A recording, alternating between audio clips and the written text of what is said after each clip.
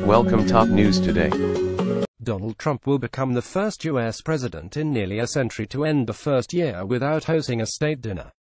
Running for office, the U.S. leader criticized events like them, although they are viewed by many as an important diplomatic tool. Often they include a showy arrival ceremony and an elaborate dinner at the White House. Mr. Trump disparaged former President Barack Obama for holding state dinners, and he was particularly critical when Mr. Obama held a state dinner during a 2015 visit by Chinese President Xi Jinping. "I would not be throwing Xi a dinner," Mr. Trump said at the time.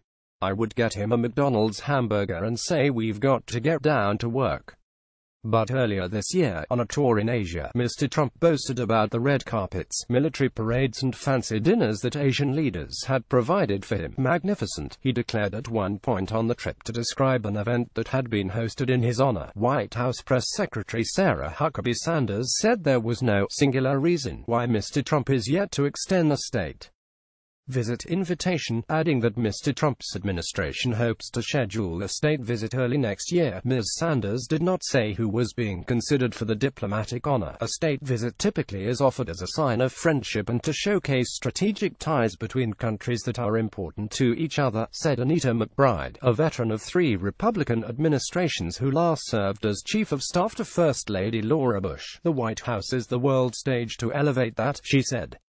"These occasions really go a long way to solidify and strengthen relationships."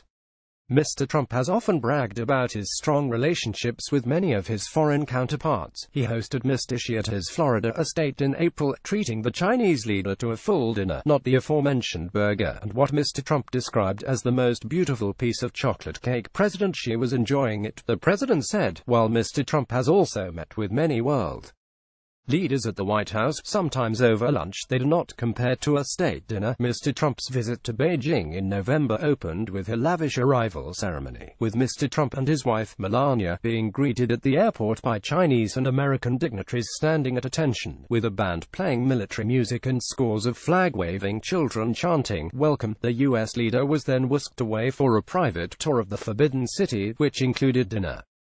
The meal was a first for a visiting foreign leader at Beijing's historic Imperial Palace since the founding of modern China.